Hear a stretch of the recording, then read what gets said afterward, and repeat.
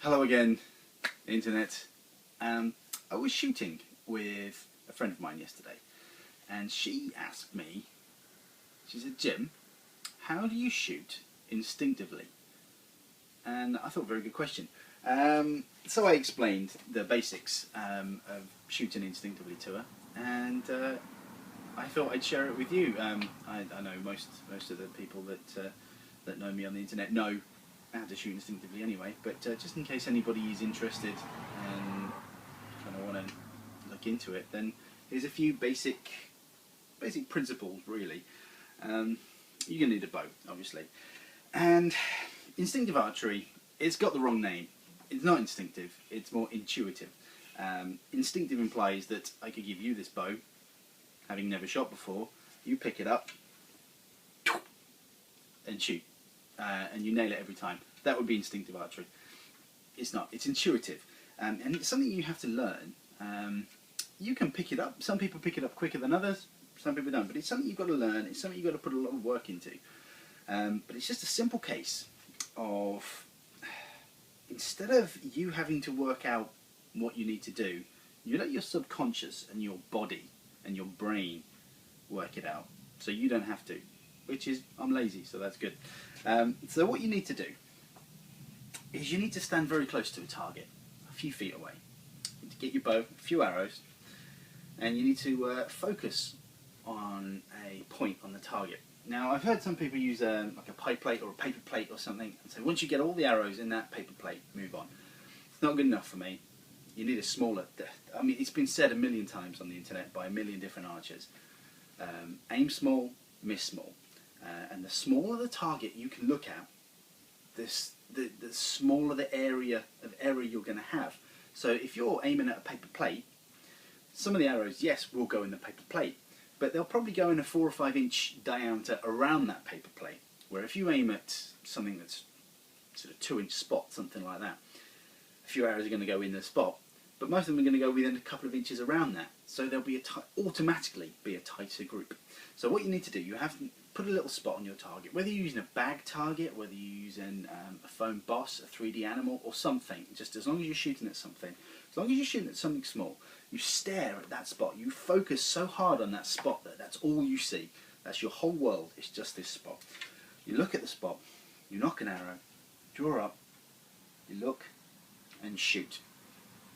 Release the string. You don't.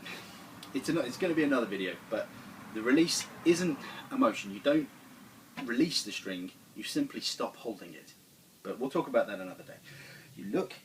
You're looking at your target, and then you release. And once you do that, your arrow, you might be lucky, get it in there first time. Second arrow might miss. Third arrow. But if you keep doing that, arrow after arrow after arrow, your group.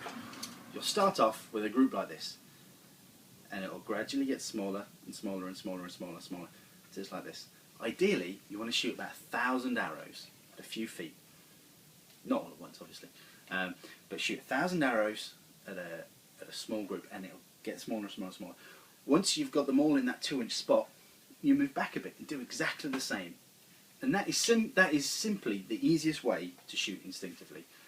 There are other factors and things, but we'll go into those at a later date. But that's as simple as it gets. You just concentrate on a single spot, and your body, your brain, your muscles will do everything for you. It will work out what you've got to do, and automatically get smaller and smaller and smaller, and you'll be nailing them. And then you keep going back, till you're at sort of 50 meters, 60 meters, and then you start again. You move forward, move back. Just keep your brain active. But yeah, that's as simple as it gets. That's instinctive archery. You know, just simple. Stand comfortably. Some people say you've got to stand straight on. Some people go an angle. Do whatever's comfortable. Take a comfortable grip on the bow. What suits you? Take a nice grip on the string.